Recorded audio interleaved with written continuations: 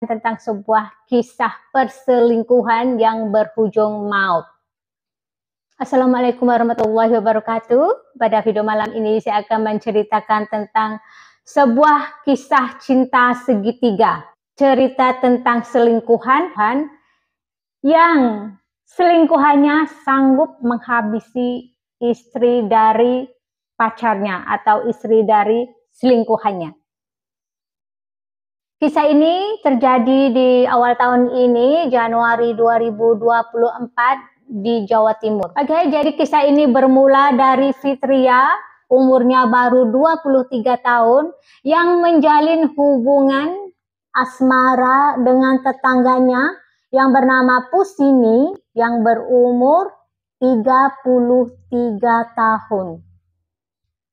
Mereka menjalin hubungan gelap ini selama 2 tahun tanpa pengetahuan istri sahnya, tanpa pengetahuan tetangga-tetangganya. Jadi hubungan ini benar-benar hubungan rahasia. Setelah Fitria dan Pusini menjalin hubungan selama 2 tahun, selingkuhan, hubungan diam-diam selama 2 tahun berjalan lancar, kemudian tiba-tiba Pusini ingin memutuskan hubungan dengan Fitria. Dengan dalih dia ingin memperbaiki hubungannya dengan istri sahnya. Jadi Fitria ditinggalkan, dia mau kembali ke istrinya atau memperbaiki hubungan dengan istrinya. Dan berencana untuk pindah ke Surabaya, mau membuka usaha yang akan dijalankan bersama-sama dengan istrinya.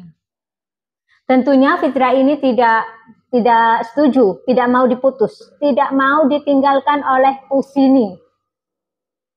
Fitria bahkan meminta Pusini untuk meninggalkan istrinya, tetapi Pusini tidak mau. Pusini memilih istrinya dan meninggalkan Fitria.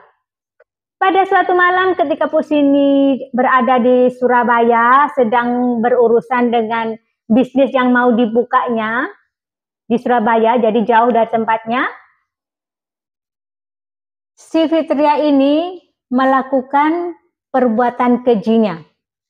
Tengah-tengah malam, ketika semua orang tidur, Fitria masuk ke rumah Pusini, masuk ke rumah, kemudian masuk ke dalam kamar, didapatinya istri Pusini sedang tidur yang bernama Sri. Dengan kejamnya, Fitria menghabisi istri Pusini dengan menggunakan sebilah celurit. Kemudian setelah istri si Pusini ini mati, meninggal, tewas, Fitria keluar dari rumah itu dengan terburu-buru. Kemudian dia membuang bajunya di semak-semak sekitar rumah Pusini.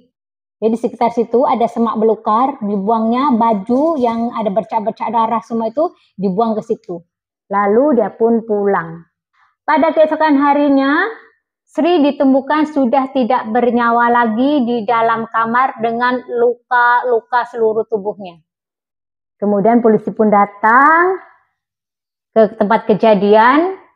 Di situ digeledah rumahnya, dicari bukti-buktinya, dan ditemukan baju yang ada bercak-bercak darahnya di semak-semak sekitar rumah Sri ataupun rumah Pusini. Setelah itu tentunya dicari siapa pemilik baju ini. Setelah ditemukan pemilik baju tersebut, ternyata pemiliknya adalah Fitria. Tentunya satu kampung heboh. Satu kampung tidak percaya bahwa Fitria, gadis 23 tahun, masih muda belia, sanggup melakukan perbuatan yang sangat keji.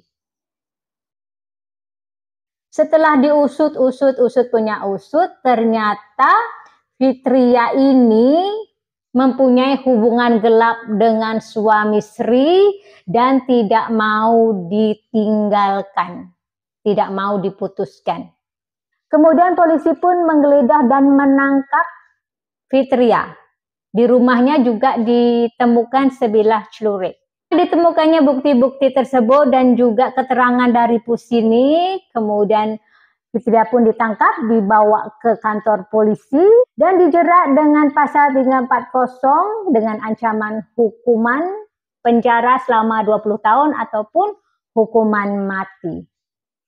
Jadi itulah cerita kisah tentang Sri, Pusini, dan Fitria.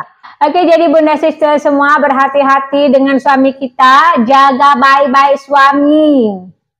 Jangan mudah percaya orang walaupun teman sendiri, karena kita semua tidak tahu sifat hati orang yang sesungguhnya. Itu saja untuk video malam ini. Semoga video ini bermanfaat untuk semuanya. Sampai jumpa lagi di lain video. Wassalamualaikum warahmatullahi wabarakatuh.